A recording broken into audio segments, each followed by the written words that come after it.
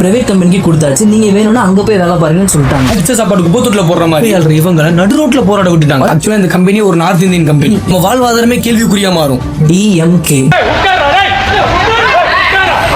இங்க எல்லாருமே உங்களோட வேலையை பர்மனன்ட் ஆகணும்னு மட்டும்தான் இந்த போராட்டத்தை நடத்திட்டு இருந்தாங்கன்னு நம்ம நினைச்சிட்டு இருக்கோம். ஆனா சென்னையில கடந்த 2 வாரமா தூய்மை பணியாளர்கள் எல்லாருமே சேர்ந்து கடும் போராட்டம் நடத்திட்டு இருந்தாங்க. வாழ்வாதாரத்தை தானே நாங்க கேட்கிறோம். எங்க வாழ்வாதாரம் பாதிக்குது, எங்க வாழ்வாதாரம் பாதிக்குது. இல்ல சார், சாகுமுறை எங்க போராட்டம் தொடரும். இந்த பிரச்சனை வந்து ADMK இருந்து திமுக இருந்து இருக்குது. ஆக்சுவலா ஏன் இந்த போராட்டம்னா, சென்னை ஜோன் 5 ஜோன் 6ல வேலை பார்க்குற எல்லா தூய்மை பணியாளர்களுமே இவங்க எல்லாருமே உங்களோட வேலையை பர்மனன்ட் ஆகணும்னு மட்டும்தான் இந்த போராட்டத்தை நடத்திட்டு இருந்தாங்கன்னு நம்ம நினைச்சிட்டு இருக்கோம். ஆனா இந்த தூய்மை பணியாளர்களோட வேலையை பர்மனன்ட் பண்ணணும்னு சொல்லி தான் ரொம்ப நாளா போராட்டமும் ஆர்ப்பாட்டமும் பண்ணிட்டு வந்துட்டு இருக்காங்க. இப்படி போயிட்டு இருக்க இந்த நிலைமையில ஆகஸ்ட் 1ஆம் தேதி இந்த தூய்மை பணியாளர் எல்லாருமே கால் பண்ணி மெசேஜ் பண்ணி, நீங்க இனிமே வேலைக்கு வர வேணாம், இந்த மொத்த டெண்டருமே பிரைவேட் கம்பெனிக்கு கொடுத்தாச்சு, நீங்க வேணும்னா அங்க போய் வேலை பாருங்கன்னு சொல்லிட்டாங்க. ஆக்சுவலா இங்க பிரச்சனை என்னன்னா, இங்க வேலை பார்க்குற எல்லாருமே அவங்களுக்கு சம்பளம் குறைஞ்சிரும், இல்லைன்னா அவங்க வேலை போயிருன்றதுக்காண்டி மட்டும் போராடல. இந்த வேலையை நம்பி மட்டும்தான் இவங்களோட 300 குடும்பத்துக்கு மேற்பட்டவங்க உயிர் வாழ்ந்துட்டு இருக்காங்க. இந்த வேலை செஞ்சாதான் என் பிள்ளைங்களை படிக்க வச்சேன், என் குடும்பம் வாடகை கட்டி தான் சாப்பிட்டுருக்கேன். இந்த சம்பளத்தை நம்பி நாங்க எவ்வளவு கடன் பட்டுக்கிறோம் தெரியுமா? 18 வருஷமா சுத்தப்பட்டிருக்காங்க. அது ஒரு புருஷனா இந்த காப்பாத்திக்குது. இந்த வேலை நம்பி தாங்க நாங்க எல்லாருமே வச்சிருக்கோம்.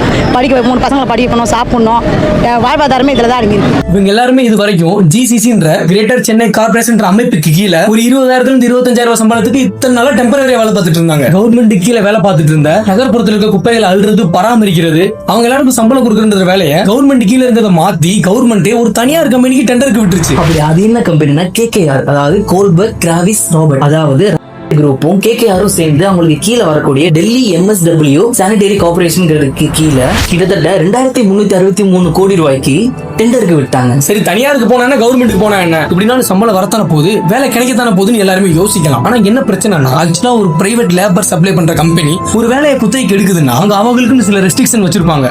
உதாரணத்துக்கு சேலரி பேசிக்கா 12,000 இருந்து 13,000 வரைக்கும் தான் இருக்கணும். அதுக்கு மேல நீங்க எத்தனை வருஷம் வேலை பார்க்கறோம் அதை பொறுத்து தான் இன்கிரிமெண்ட் இருக்கும். வேலை டெம்பரவரியா இல்ல பெர்மனன்டான்றதை அவங்க தான் டிசைட் பண்ண முடியும். இதுக்கெல்லாம் மேல ஏஜ் லிமிட்டா 40 வயசுக்குள்ள இருந்தா மட்டும் தான் வேலை செய்ய முடியும்.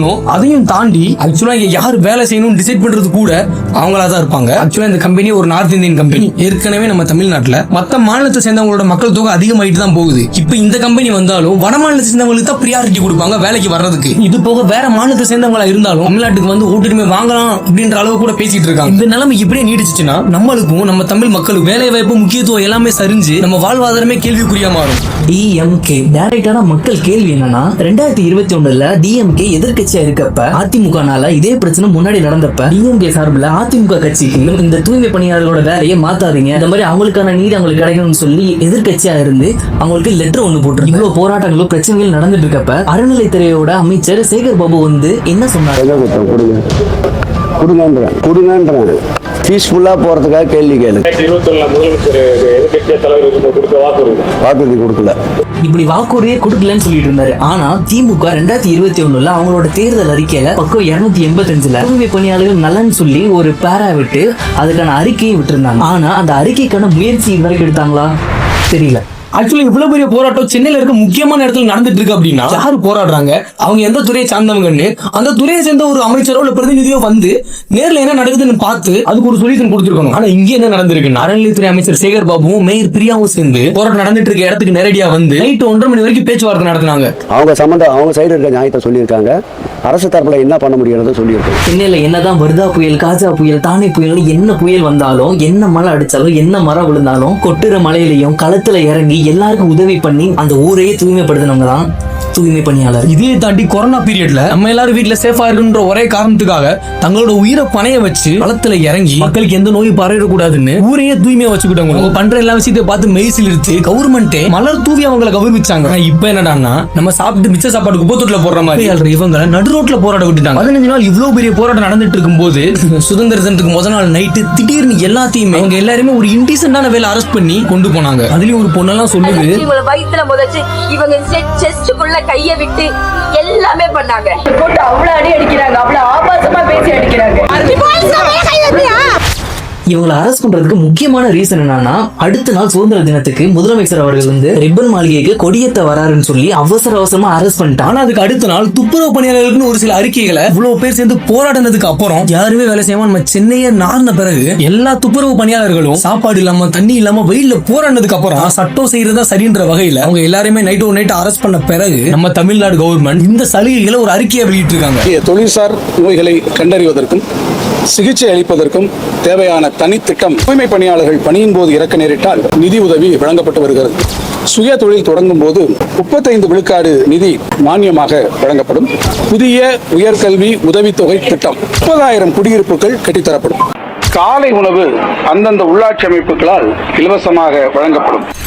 ஆனா உண்மையான துப்புரவு பணியாளர்கள் எதை எதிர்பார்த்து கோரிக்கைகளா வச்சு இந்த போராட்டத்தை நடத்தினாங்களோ அது இன்னும் நிறைவேற. துப்புரவு பணியாளர்கள் எல்லாருமே அறம் சார்ந்து பொறுமையா போராட்டம் நடத்தினாங்க. ஆனா இந்த காவல்துறை அவங்களை அறம் தவறி நைட்டா அரெஸ்ட் பண்ணிருக்காங்க.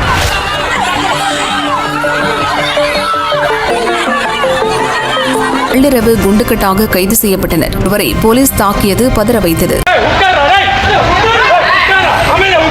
ஆனா இவ்வளவு நடந்த பிறகு மறுநாள் காலையிலேயே நம்ம நியூஸ்ல எல்லாருமே எதை பார்த்தோம் அப்படின்னா, இத்தனை நாள் சாப்பாடு தண்ணி இல்லாம போராடி கஷ்டப்பட்ட எல்லாருமே திடீர்னு மறுநாள் காலையில டிப்டாப்பா ட்ரெஸ் பண்ணி நன்றி தலைவரேன்னு ஊர்வலம் போனதை தான் பார்த்தோம். இந்த விஷயம் யார் தலைமையில் நடந்திருக்குன்னா, சேகர் பாபு அவரோட தலைமையிலையும் மேயர் பிரியா தலைமையிலும் தான் நடந்திருக்கு. ஆக்சுவலா இந்த கவர்மெண்ட் இப்ப அறிக்கையா விட்ட எல்லா அம்சங்களுமே இந்த தூய்மை பணியாளர்களுக்கு அடிப்படையா கொடுக்க வேண்டிய உரிமை. சேர்வது மூலமா பிஎஃப் இருக்கு, ஹெல்த் இன்சூரன்ஸ் இருக்கு, அதே கல்வி ஊக்கத்தொகை இருக்குது, போனஸ் இருக்கு, பண்டிகை காலங்கள்ல வந்து சிறப்பு பரிசுகள் இருக்கு. ஊதியத்தை குறித்து குறிப்பிடும் பொழுது அவங்க பணியில வந்து ஃபர்ஸ்ட் சேர்ந்தோடனே வரக்கூடிய நாட்கள் வந்து அது நிறைய ப்ரொசீஜர் இருக்கு, பேப்பர் ஒர்க் இருக்கு. ஒரு பிரைவேட் கம்பெனியால இந்த விஷயத்தை பெட்டரா பண்ண முடியும்னா அப்ப இந்த கவர்மெண்ட் எதுக்கு?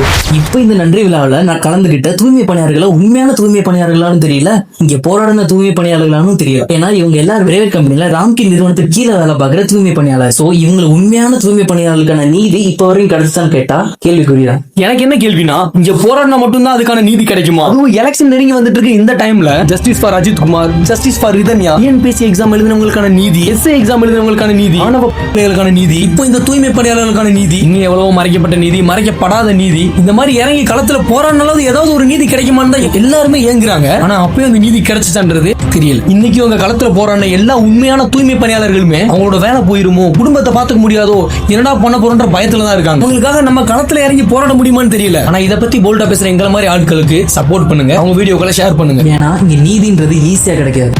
எங்க வேலையை தானே நாங்க கேட்கறோம், எங்க வாழ்வாதாரத்தை தானே கேட்கிறோம். அந்த வாக்குறுதி நிறைவேற்றினீங்களா? நீங்க நிறைவேற்றல, ஏன் எங்களை ஏமாத்தின மாதிரி தானே? அப்போ ஓட்டு போட்ட மக்களை நீங்க ரோட்ல உட்கார வச்சிருக்கீங்களா? இது நியாயமா? அண்ணா நினைச்சு கேட்கறேன், நீ எங்களுக்கு உதவி செய் தளபதி. நாங்க இங்க இருந்து போறோம்னா தானே கேட்கோம், இங்க இருந்து போறதே கேட்கலன்றப்ப வேற எங்க போய் போறானா கேட்க போகுது. அல்லல் பட்டு ஆறாது அழுத கண்ணீர் என்றே செல்வத்தை தேய்க்கும் படை, கொடுமையை பொறுக்க முடியாமல் மக்கள் சிந்தும் கண்ணீர் ஆட்சியை அளிக்கும் படைக்கருவியாகும்.